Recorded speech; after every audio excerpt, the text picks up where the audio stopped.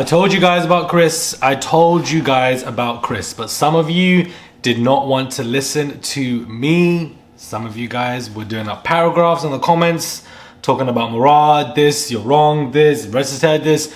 I told you guys about Chris, but some of you guys unfortunately can't read these situations properly. This is why I review these shows for you guys. Hey guys, it's Murad Morali. Hopefully you guys are all doing well today. Back in again with another video. This is why I review these shows and not you guys, sorry, because some of you guys weren't getting it. Hey guys, it's Murad Morali. Hopefully you guys are all doing well today. Back in again with another video. If you have not subscribed, click that button. It is daily and consistent content. Anyways, let's get into this where we're going to break this down, this whole situation with Chris. He's turned into a nasty individual, and I think this is what he's always been, and we just never really saw enough of him to come to that conclusion when he was on Love Island the first time. But the way he did that speech when it comes to Arabella was unnecessary and very rude. Try to be objective. I'm not Arabella's #1 fan, but defending her is what I'm going to have to do because she was completely right in her situation. She was absolutely right. Not only was he significantly patronizing throughout those entire conversations with her, he then had to do a whole recoupling speech to make her feel unwanted, lonely and embarrassed for no reason. They both consciously knew before the recoupling that it was ended between them. So he didn't need to do this bravado and this speech. It was very much unnecessary and just not needed. And I'm glad that Kaz stood up for Arabella, hugged her and said to Chris that speech was very rude. Chris then had to obviously explain himself to her afterwards. Oh, you know, I'll explain to you the disingenuous stuff. It's giving Georgia Steele Loyal 2018. That's what it's really giving about, you know, Chris claiming this disingenuous stuff.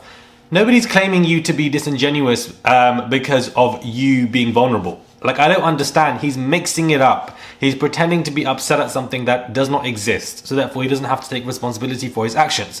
Chris was absolutely being disingenuous. I'm so sorry, but if I have developed some kind of connection with you within a couple of days and I got close to you, whether we're open or closed, I don't give a damn. I like you, I got close to you, and then within 24 hours of that, you are holding hands with somebody else in front of my face, I'm gonna feel like you're being disingenuous. And that is just the reality of the situation. Whether we're open or closed, it doesn't matter. I have developed feelings for you. That is how I'm going to perceive and take it. That's what Chris did. And then when he had the conversation with her, he patronized her, gaslit her, and pretended that, you know, she was upset about something else. I was vulnerable to her. I told her certain things that I didn't tell anybody else. And look what she throws in my face. No, you threw it in your own face when you're running around with somebody else who now has said that she likes Josh, not even you. So you've ended up looking like Booby the Fool, and hopefully you go home early. Chris has been the biggest disappointment of this season. He was started off very strong. He was likable. He was on season 5, the strongest season, so he had an upper hand anyways. But his feelings, the way he's explained himself and mood, really makes me understand now why he's still single at the age of 32 and just doesn't know what he wants as a man, because the way he speaks and deals with these girls. Just because I've been vulnerable to you and I've opened up to you doesn't mean that you can't critique me for separate actions. Are you insane? Why can't people read this? I don't understand. Maybe it's going to take this dumb speech he had to do and for Kaz to actually support Arabella, for some of you guys to understand that Chris was absolutely wrong in that situation. Arabella was not in any capacity. Yes, was Arabella a bit more possessive? Did she like him more? Was she clingy? Yeah, you could say that. But her perception of him being disingenuous is absolutely justified because that's exactly what he was. And the speech was pathetic. I don't know what he's trying to do. I don't know who he thinks he is. And I just find it to be laughable. His ego has swallowed him up. His pride has swallowed him up. And it is just frustrating to see because Chris was someone who I would take this competition and win all the way. But no, mate. You're just annoying. You're such a wet wipe. Like, oh my God, like, go away. Get out of the show. You're just so jarring. Please leave. Like, I hate men who want to put down a girl in front, men who want to put down a woman, sorry, in front of other people as an ego boost for yourself. It's just not necessary, not needed. There was no need for you to do that speech because it already ended between you two. You could have just said, oh, you know, it didn't work out with this person, unfortunately, so I'm going to go for this girl. That's it. That's all you had to say. Wrap it up. Make it short, cute, and sweet. Whew. And I don't even think Chris is doing this for the cameras. This is just how he is. This is just how he is, guys. It's really weird. Kind of saying that he slept with 16 girls, you know, within 6 months of time difference, you know, after the breakup with Molly, and it shocked her so much. It's not really shocking, guys. A lot of men do this. They sleep with loads of girls.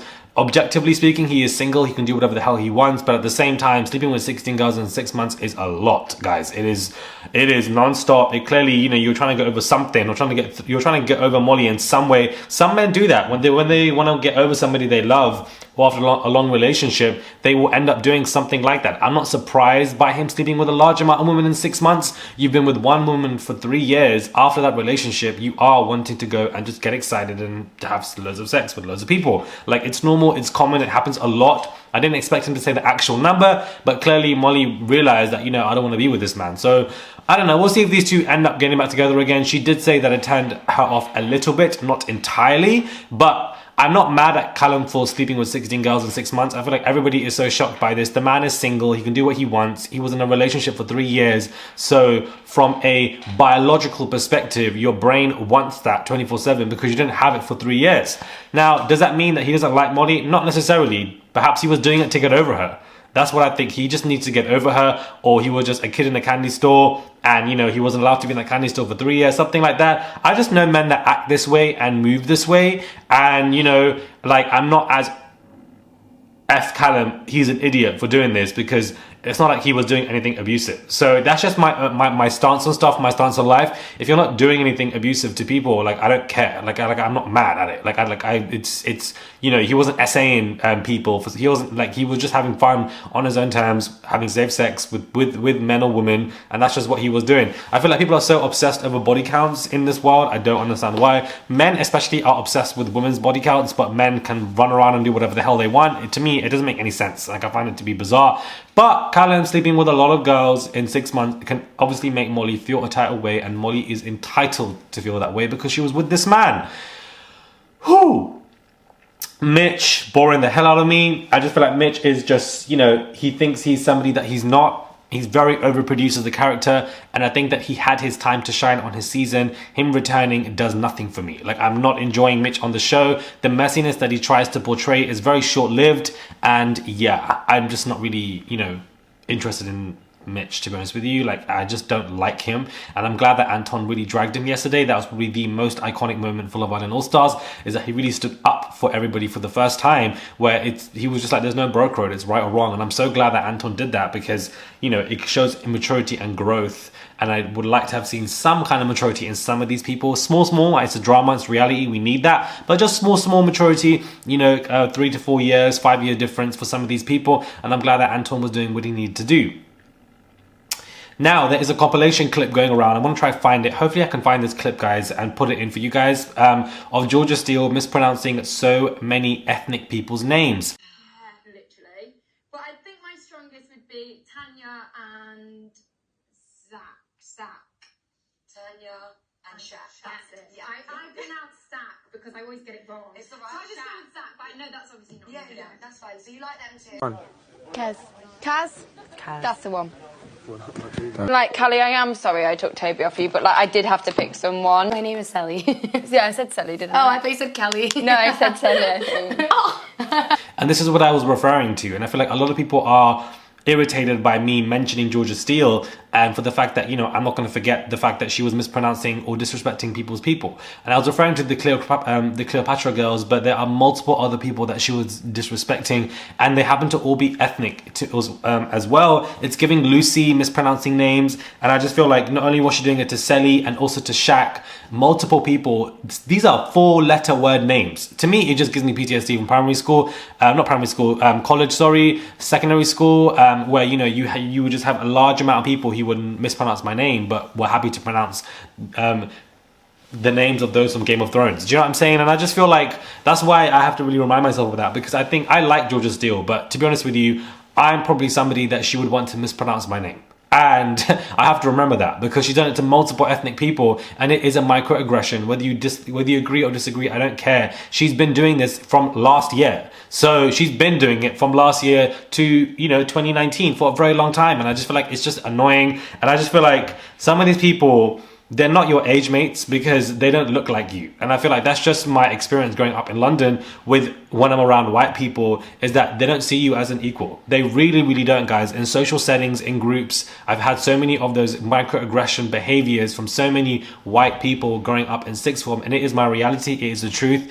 They would shorten my name to Moo, like I'm some flipping cow. They would, never see me as somebody as the same level as them. They would always pick on the people who are of color. Like, I just noticed those things. And I feel like Georgia Steele would be one of those girls in sixth form who would purposely mispronounce the ethnic girl's name and laugh at them because she's been doing it for several people. This is why I am uncomfortable around this girl. I'm uncomfortable when I'm watching on TV at times because I could be there for Georgia Steele, but would Georgia Steele be there for me? No, she wouldn't. And that's the reality of the situation. That's why I mean that I'm not going to forget what she did, because she's been doing it, but I shouldn't forget because she wouldn't see me as somebody, you know, on her level. It's weird for me to describe it like that, and I just feel like she would just mispronounce my... I don't know if this makes any sense, guys. I don't know what I'm... Like, hopefully what I'm saying makes sense. If you're from London, maybe you'll understand.